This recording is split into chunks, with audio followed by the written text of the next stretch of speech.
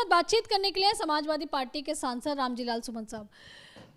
सुमन जी, जिस तरीके से पानी की वजह से, चाहे हम गुजरात की बात करें, इंदौर की बात करें, यहाँ तक कि दिल्ली भी, सब जगह पर लोग परेशान हैं। गंदा पानी सीवर का जो है वो पीने वाली पानी में, नहाने के पानी में मिलकर आ रहा है।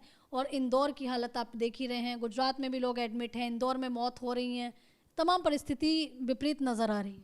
इंदौर में गंदे पानी से, दूषित पानी से जो लोगों की जान गई, वो अत्यधिक गंभीर मामला है। सरकार को इस जिम्मेदारी को स्वयं स्वीकार करना चाहिए था, लेकिन बजाय सरकार समाधान की जाए अब तथ्यों को छिपाने में लगी है।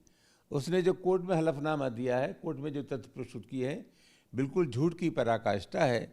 इससे ज़्यादा शर्म की बात और क्या हो सकती है कि हम हिंदुस्तान में जिस शहर को सबसे ज़्यादा स्वस्थ शहर बताते हैं इंदौर, और ये नरेंद्र मोदी और अमित शाह बराबर गुजरात मॉडल की बात करते हैं, उसी इंदौर जैसे शहर में इस तरह का दूषित पानी पिलाया जा रहा है। और न सिर्फ इंदौर में, दिल्ली में भी इस प्रकार की छुटपुट घटनाएं प्रकाश में आती हैं। बहुत गंभीर मामला है।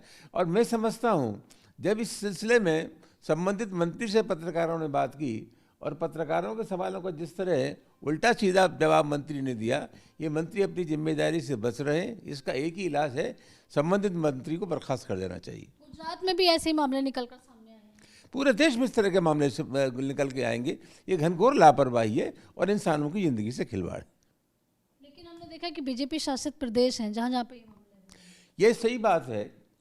कम से कम इन लोगों को ये समझना चाहिए कि जहाँ जहाँ बीजेपी शासन कर रही है, उस उन्हीं प्रदेशों में इस प्रकार की घटनाएं हो रही हैं। ये बहुत गंभीर मामला है। एक तो सरकार को ये सुनिश्चित करना चाहिए कि इसके लिए कौन जिम्मेदार है, उनके खिलाफ प्रभावी कार्रवाई हो, और भविष्य में इस आशय की घटनाओं की पुनरावृत्ति न की जाए, न हो, उसका एहतियात इन्हें बरतना चाहिए। असम में स्क्रीनिंग कमेटी की जिम्मेदारी प्रियंका गांधी को मिली है, जिसके बाद से बीजेपी जो है प्रियंका गांधी का घेराव कर रही है, कांग्रेस का घेराव कर रही है। ये तो बदतमीजी है। बीजेपी अलग पार्टी है, कांग्रेस अलग पार्टी है। कांग्रेस पार्टी में किसको क्या जिम्मेदारी मिलनी है, ये बीजेपी थोड़ी तय करेगी। ये कांग्रेस पार्टी का अपना अंदरूनी मामला है, और उन्होंने प्रियंका गांधी को कोई जिम्मेदारी दी है। इससे बीजेपी के लोगों को कोई परहेज नहीं होना चाहिए, ऐतराज नहीं होना चाहिए। वही हम देख रहे हैं कि कर्नाटक में जो है लगातार हमले हो रहे हैं, हिंदुओं पर हमला हुआ है, जिसको लेकर यहाँ पर बीजेपी ने घेराव किया है और कांग्रेस पर सवाल खड़े किए कि जिहादी हमले आखिरकार कर्नाटक में कब बंद होंगे। नहीं, ऐसा ये सवाल कर्नाटक का सोई है। पूरे देश में जहाँ जहाँ सामाजिक तनाव पैदा होता है, दंगा कहीं भी हो, हमला किसी पर भी हो, हमले की इजाज़त किसी को नहीं दी जा सकती। और मैं समझता हूँ इतने संवेदनशील सवाल पर हमें राजनीति नहीं करनी चाहिए। एक आखिरी सवाल, ट्रंप ने एक बार फिर से भारत को टैरिफ बढ़ाने की धमकी दी।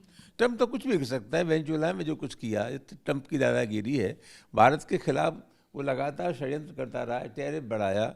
ऑपरेशन सिंदूर में उसने बार बार कहा कि साहब ये जो युद्ध हो रहा था वो मैंने बंद कराया। तो हम बिल्कुल असहाय स्थिति में हैं।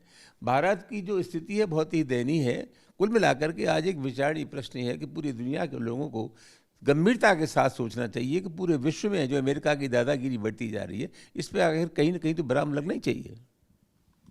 धन्यवाद। तो देखिए, यहाँ पर आप रामजीलाल सुमन साहब को सुन रहे थे, कैमरा पर्सन भूषण के साथ में आंचल यादव, न्यूज़ इंडिया, दिल्ली।